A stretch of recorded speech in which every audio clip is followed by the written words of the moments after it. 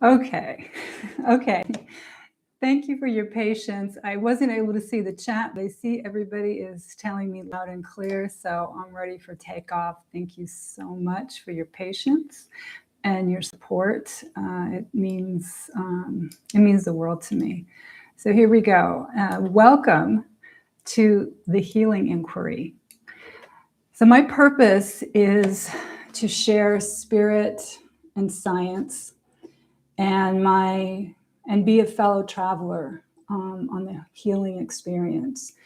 And when I say spirit, I mean in that true sense of inspiration, intuition, and tuning into listening to our bodies. And that's what has really emerged for me on this journey. I'm going to share my journey with you in hopes that it will inspire you to go deeper into that self-learning, self-healing journey that you are on and we are all on. I'm going to talk about the therapies and I believe they're not just specific to my journey. These are therapies that can encompass all learning experiences. When we look, and my background is Ayurveda. I'm a clinical Ayurvedic specialist, but I'm not speaking to you in that expertise sense. That's what I've used to help kind of ground and form my treatment plan. But, and I just want you to know that's the lens that I primarily look through, but I'm also bringing in many, many different modalities that I've been learning from this journey. And so when we look at Ayurveda, we look at the 10 pairs of opposites, and that's how we notice that there are imbalances that are emerging. And those imbalances show up in symptoms and in disease manifestations. And so just, as an example, 10 pairs of opposites, when I say that, it's looking at hot and cold, how much heat or how much coldness is in your body and your environment, or dry and moist. How much are you feeling dryness in the body, around the body, in the environment, or moisture, too much swelling in the body, or too much moisture in the environment, movement and stillness, too much movement, not enough stillness, not enough movement, etc. So that's the lens that Ayurveda looks at, and that's how I looked at it. And whatever modalities I've been bringing in, how were they balancing those 10 pairs of opposites within the symptoms that I've been experiencing?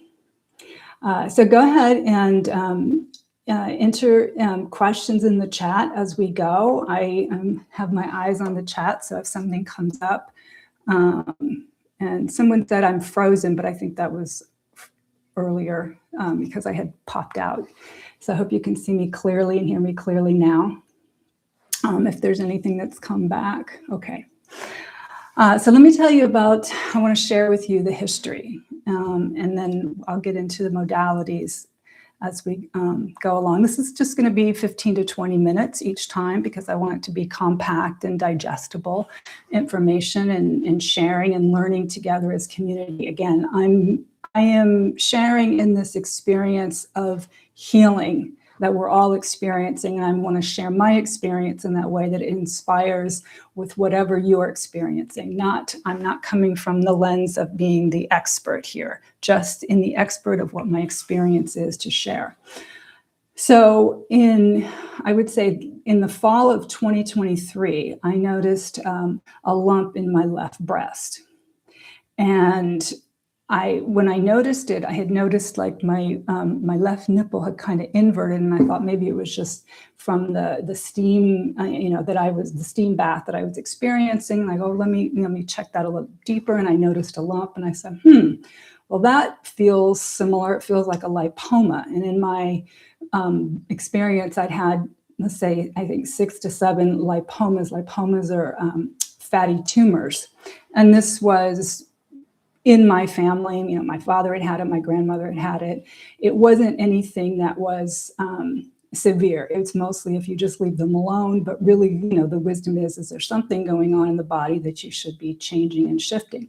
But in the 25 years that I'd had them, they were there. And so it kind of felt similar to that. And I thought, okay, maybe this is just a lipoma that's developing there. It was hard, and it had kind of like a corner to it, like a cartilagey type feel to it. And so I kind of left it there. I said, okay, I'm doing my Ayurvedic practices. I'm going to bring in some little more hot heat herbs, do those kinds of things, but I'm not going to give it front and center stage. My Pitta mind was focused. I was developing my clinical practice. I was moving into co-hosting and developing, being a Airbnb in real estate. And then moving, I was also transitioning and moving from Northern California. So my Pitta mind was really focused on that. And I said, okay, I can't really give my health center stage. I'm okay. And it had a kapha nature to it. So there was an itchiness. When there's growth happening, you'll feel one of the signs can be an itchiness. So there was no pain, there was no tenderness. And that really lends itself to, in a kapha imbalance, of ignoring something, because you can kind of ignore those things. There's not pain presenting itself. There's nothing kind of pushing me to do anything. And that's where kapha imbalances are. They're not going to move or do anything until, a fire has been lit under them, where it's impending. So I ignored that, and I continued to do my practices. I'm feeling, physically great. My energy was great. So I thought. When I look back at now and I compare my energy to then, no comparison. My energy right now is through the roof. And then I could see where there was kind of dips and dives. So I continued to, continue to build my life, move, transition, travel, and kind of put it on the back burner. And then I believe in July or August of 2024, I felt it kind of increasing in size. And it came a little bit more on my radar. So I reached out to my gynecologist, because that's who I first thought who was in Southern California. And I was relocated to Albuquerque, New Mexico at the time. And he'd been my gynecologist for 25 years. And he said, yes, I definitely want you to come in, because there had been no signs of anything like that before. And he said, right away, he got me scheduled for a mammogram and all of this kind of thing. And I was weighing back and forth. I had just settled myself in Albuquerque. I was starting a new a job. I was starting a new relationship. I was settling in. And I did not want to bring my focus and travel and do that, because I thought, if I do that, then suddenly my focus is going to be off. So that was my thinking. And I said, okay, look, I thought to myself, I don't want to take, the extra time and money that it's going to take for me to travel to Southern California and do that. So I stayed where I was. I continued to do, my health practices that I was doing. I thought, it's not getting any worse. I'll just keep, kind of, again, not on the front burner, it was on the back burner. And continue to develop my life here, because I'm feeling very happy about, starting my new life in Albuquerque, New Mexico. And I would transition and get a primary health care practitioner in Albuquerque. That takes some time. When, I went from my practitioner that I'd had for 25 years, who he could get me in immediately, to kind of reestablishing and, going through the hoops and the systems and, this and that referral. And so it wasn't until March of 2025 when I finally had a healthcare practitioner that I could go in and schedule an appointment. But by that time, it already presented in my life that I needed to transition and move back to my home in Illinois. So I went ahead and went about that.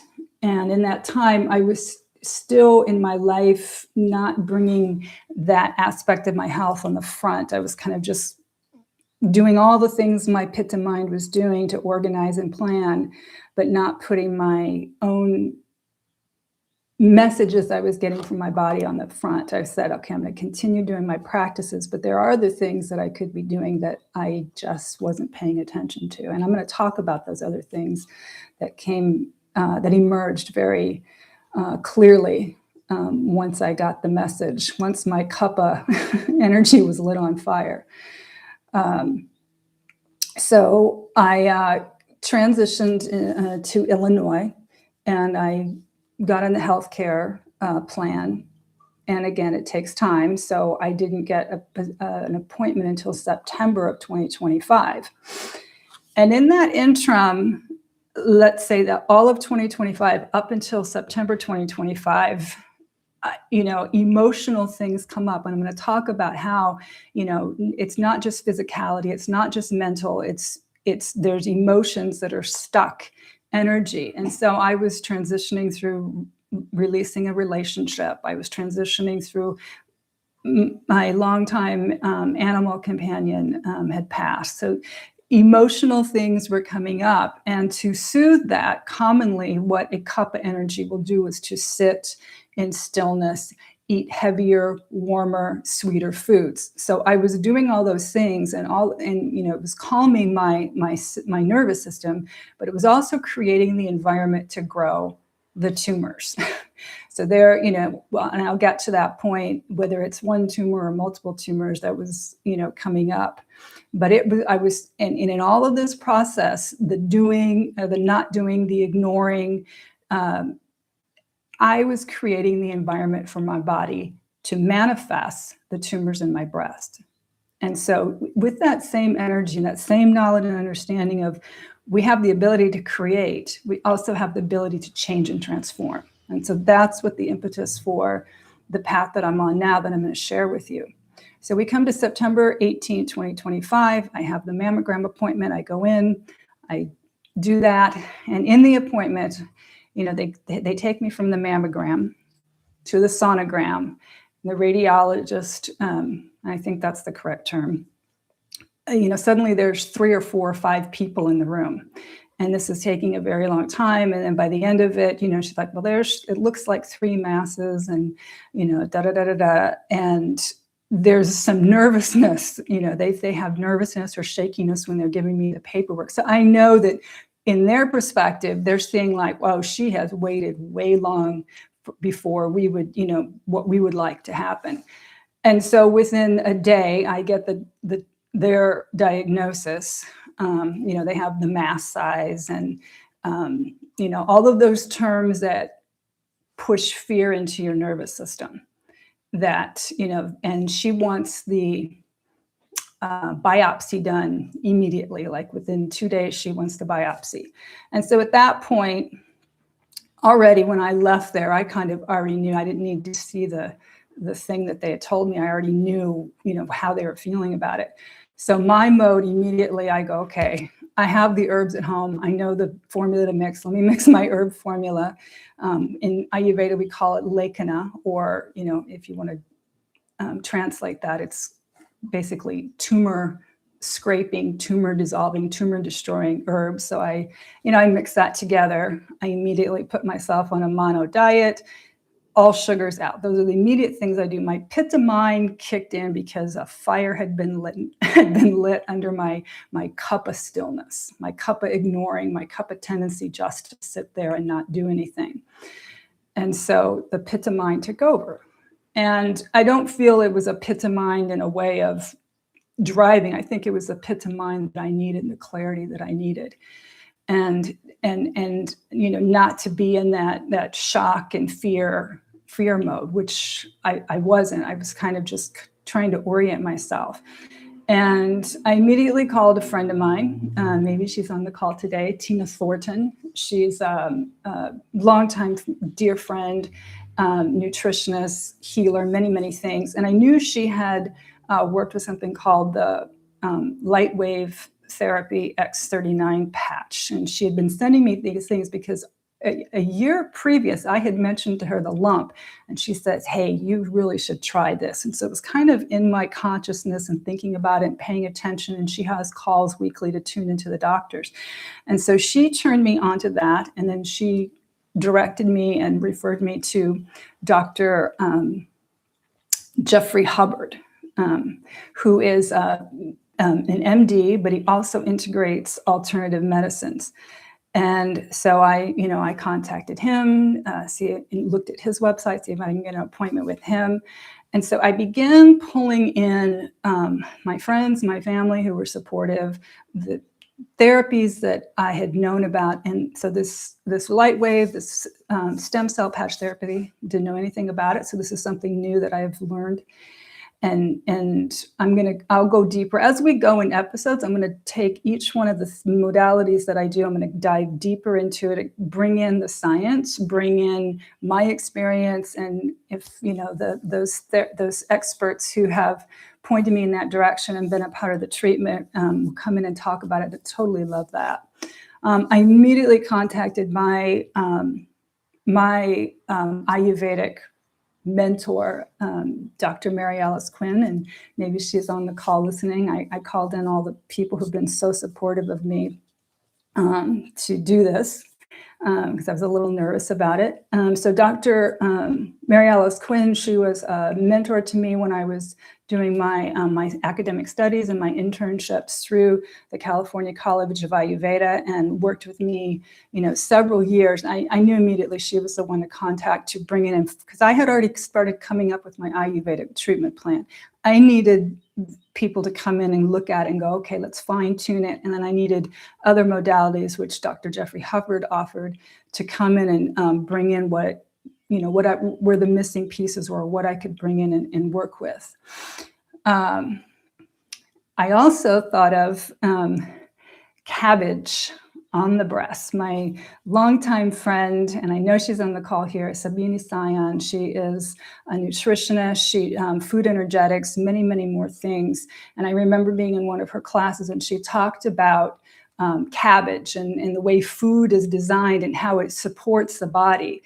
And so I immediately started wearing cabbage leaves on the breasts. And again, I'll talk to more about the science of that. I'm not going to go into that today, but there is science in what not just it's a cooling effect on the skin, but actually how the elements of the cabbage soak into the breast and how it supports the breast tissue. And I'm kind of talking about in my mind of how I was coming up with things. And the other thing immediately I did was I stopped wearing a bra.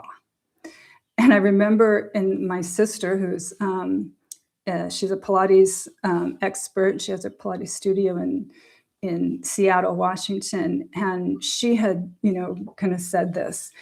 And I said this when I was in the mammogram. I said, I've been wearing this very, very tight sports bra for a very long time. So my Ayurvedic lens said, okay, when you compress something, when you have stillness and there's no movement, there's no flow, there's no circulation, you're creating the environment for it to grow. Now, I have large breasts my whole life, since, 13. And so that tendency to hide them, keep them in, I couldn't do sports unless I had them very tightly bound. And that and again, there's a lot of science behind it, but when I mentioned that to the radiologist, she goes, well, I don't think I've ever heard of anything about lots of people wear sports bras, and I've never heard anything that they've caused, any kind of tumors. Now, I'm not saying they caused it, and none of those things I'm saying caused it.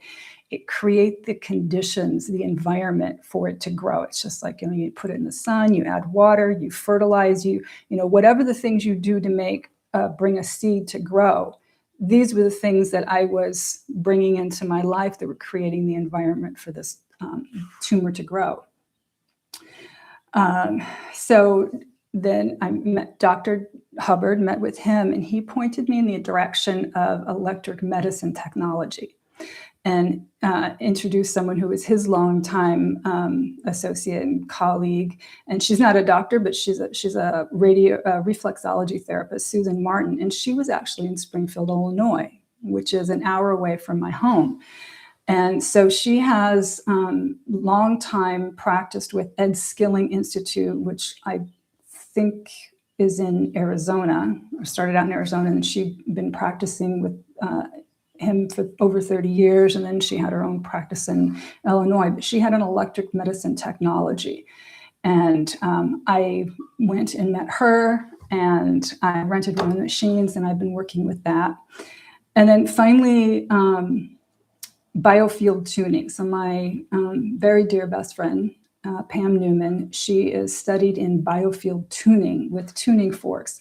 And so I kind of mentioned, emotionality. So not just the physicality of what we do, but emotions, the emotions that are carried through your lifetime, previous lifetime, ancestral, get stuck energy. Now, this tumor is developed on the left side of my breast. Left side is the flow of the feminine energy.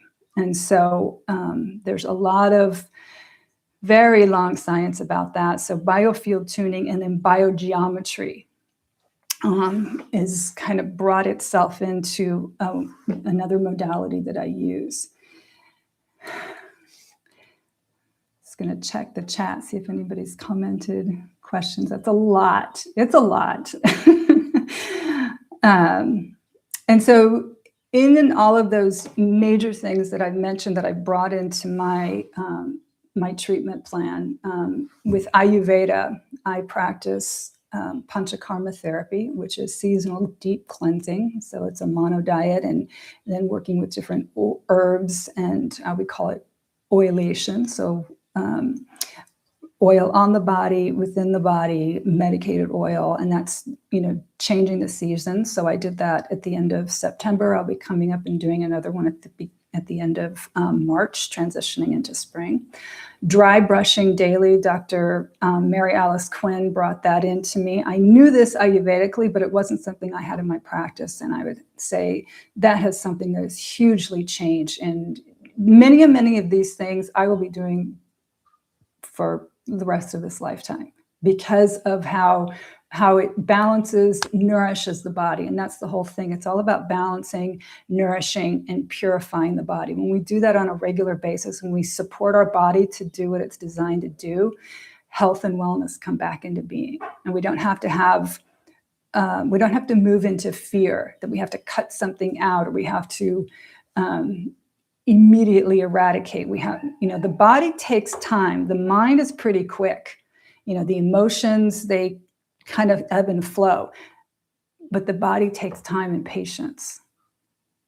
That's something that I am learning. I'm on the Gene Keys path, the golden path with Richard Rudd, and it's just married right into my healing journey. And one of the things I'm learning is what patience really is. Patience is not waiting and being patient for something to happen that you're wishing for. And I have to say this every day to myself. Patience is nourished while waiting and in becoming. And so that's what's happening. This, the Ayurvedic lens is, I'm transforming this body. So I'm giving it the environment for it to heal itself, for it to transform and dissolve the tumors, and for it to come into health, it's, strong health and vitality. And that's true with any health condition that we're dealing with. And I know that from a practitioner point of view, and now I'm knowing it from the healing traveler point of view. I'm in that healing journey. The other thing that I do that I'm going to talk about more deeply in an episode is castor oil packs, how the medicine of castor oil, herbal therapies and dosages. This is not just, drinking, an herbal tea, but it's the high levels of dosages and food as medicine, and cold plunging therapies. And so all of those things, not to mention movement, exercise, and getting out in nature. And my foundation, I think what has really helped me to just, immediately kind of transition is that my foundation in yoga and meditation. Those of you who know me know that I'm a Kundalini yoga and meditation teacher for over 20 years and practitioner. So that daily practice, it's the mind that is the driver in creating whatever spaces we're creating. And so when we have that daily practice of meditation to really moving our mind out of those lower frequencies of fear, overwhelm, worry, anger, frustration, those lower level frequency emotions, and we can use through breath, use through meditation to raise the frequency. Our cells are operated on frequency, so we're changing the frequency of the whole body. So it comes down to, in my experience, my belief is that we're always confronted with two choices. Are we going to make a choice that brings us into more pain and suffering? Sometimes we do. And that's obviously I see my choices there. Are we going to make a choice that leads us to love? And really learning, I've had to really learn to fall in love with this body, give this body love and attention and not ignore it. And my body is responding and talking to me, and I can hear it, I can feel it. When I come up with, should I do this or that? And tuning into the body gives you signals. And the body was giving me signals all along. I just wasn't paying attention. And suddenly it has to hit you over the head and say, okay, this is what's presented. You have this tumor growth and what are you going to do with this? If you continue to ignoring it, the path and the future don't look too bright. So I can say I'm going into 6 months since September 18th of 2025 of the practices and this healing journey of really, really putting my health and body right front with, love. And the tumors have changed in consistency.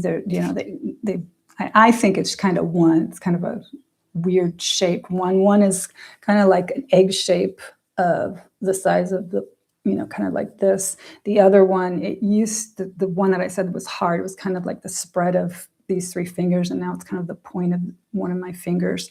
And it's not hard, it's the softness, and there's this movement from one side, all kinds of different shifts and changes. And there's been points where I'm like, is something happening?